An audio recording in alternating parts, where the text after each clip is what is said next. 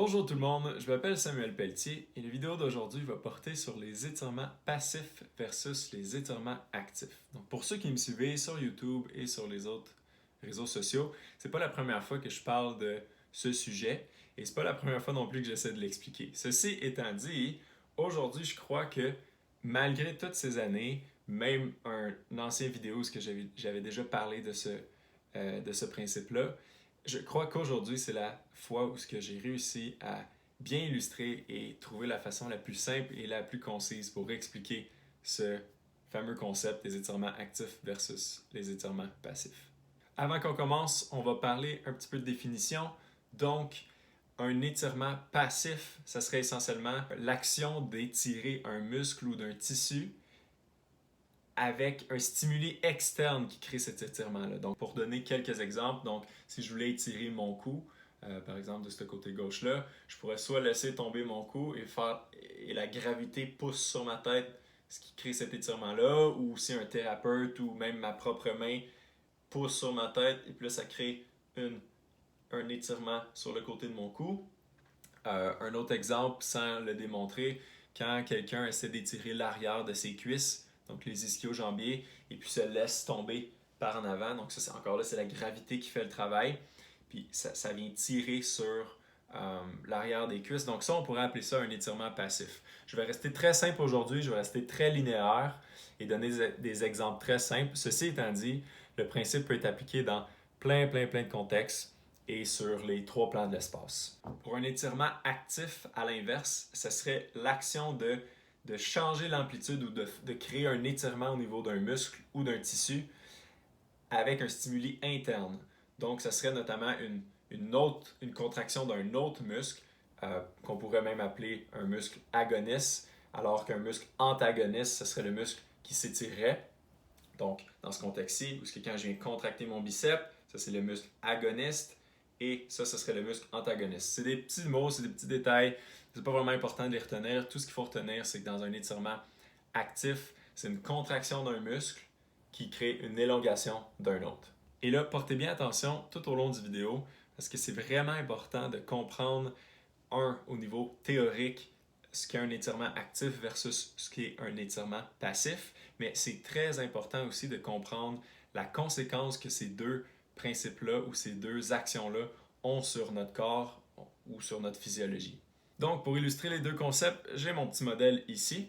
On va l'expliquer un petit peu. Donc, ça ici, l'anneau dans le milieu, ça représente la position d'une articulation. Dans ce contexte-là, l'articulation aurait 50% d'amplitude d'un côté et 50% d'amplitude d'un autre côté. Si je fais un parallèle avec le corps, ça pourrait être représenté ici. Donc, par exemple, le coude, où le coude est à 90 degrés, le coude peut aller en extension d'un côté, je pourrais le forcer, mais on va arrêter ici, versus en flexion d'un autre côté. Encore là, je pourrais avoir un peu plus d'amplitude, mais on va arrêter ici. C'est juste pour bien comprendre le principe. Dans un étirement passif, comme je l'ai dit tantôt, ce qui crée le mouvement, c'est une force externe ou un stimuli externe. Donc souvent, dans la plupart du temps, c'est la gravité. Donc ça, dans le modèle, on pourrait la représenter de cette façon. Donc on a la position de l'articulation ici.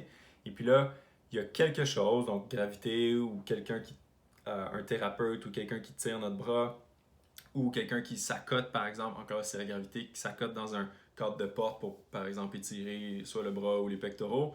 Donc ça se représenterait ainsi. Donc on vient pousser une articulation dans une position, ce qui crée un étirement. Donc on le voit bien ici, là, ce muscle-là, ou ces tissus-là, cet ensemble de tissus-là est étiré.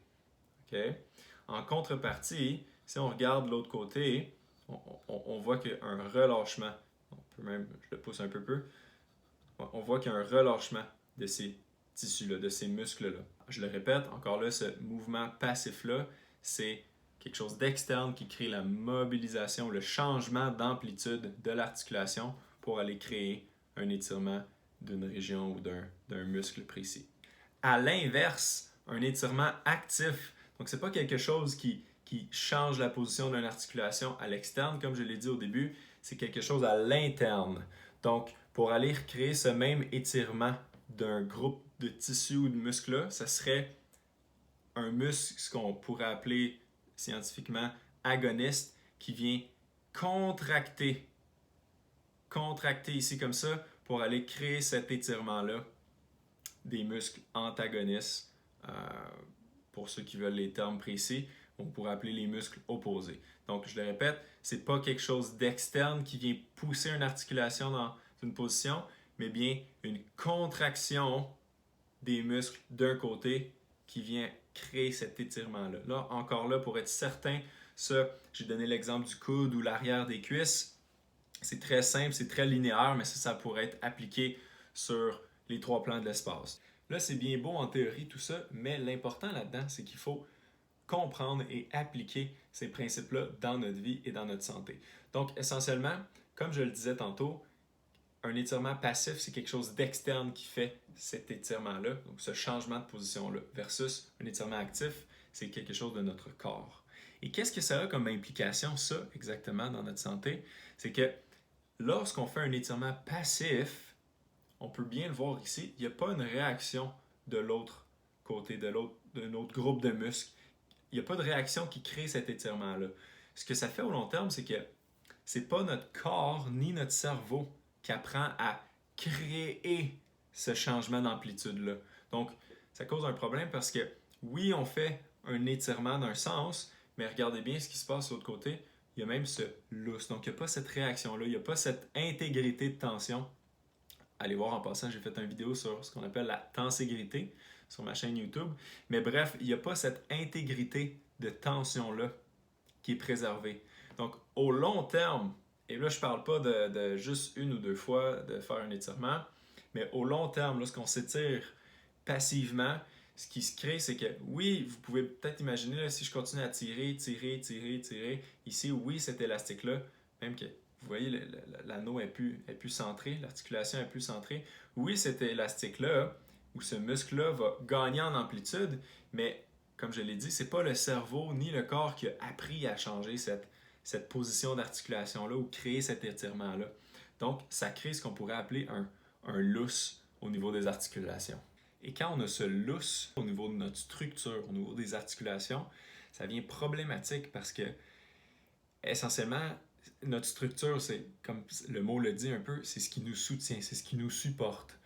Quand on regarde, par exemple, je ne vais pas aller dans les détails, mais quand on regarde, par exemple, les gens qui ont de l'arthrose ou des instabilités au niveau des articulations, c'est essentiellement ça qui se passe, c'est que l'articulation n'est plus stable, et puis là, c'est les os qui sont plus supportés dans la tension, c'est l'articulation qui est plus supportée dans la tension, puis il y a ce lousse-là qui se crée, il y a un lousse ici comme ça qui se crée, et puis là, ça vient faire une usure prématurée de la structure, donc du cartilage, des os et des ligaments. En conclusion, ce qu'il faut retenir, c'est qu'essentiellement, oui, on veut des étirements à travers le corps, parce que oui, il y a des régions qui ont besoin d'être étirées, si je pourrais dire. Ceci étant dit, c'est la façon que c'est fait qui est vraiment important. Il faut apprendre à notre corps comment aller contracter d'une façon pour aller étirer un muscle ou un groupe de muscles pour aller étirer une région ou un muscle et une autre région. Il faut être capable de reproduire ce principe-là dans notre corps au complet sur les 3 plans de l'espace. Parce que si on ne fait pas ça de cette façon-là, comme je l'ai dit essentiellement, c'est qu'on est juste en train de remettre nos bobos, remettre nos problèmes à plus tard parce que notre cerveau et notre corps n'est pas capable d'intégrer ce changement d'amplitude-là quand c'est pas lui qui le fait. J'espère que ça vous a appris quelque chose aujourd'hui. J'espère que vous avez trouvé ça pertinent également. Si ça vous parle ou si vous connaissez quelqu'un dans votre entourage, amis, famille, peu importe, qui pourrait bénéficier de ce genre d'informations-là, n'hésitez pas à lui partager. N'hésitez pas à partager ça de long en large, la vidéo. Il est sur YouTube public et c'est pas pour rien. Ça prend plusieurs heures avant de bâtir une vidéo et même les petits modèles comme ça. Donc, allez liker, marquez un commentaire sur les trucs que vous avez retenus ou si vous avez des questions. Et puis, sur ça, je vous souhaite une bonne journée.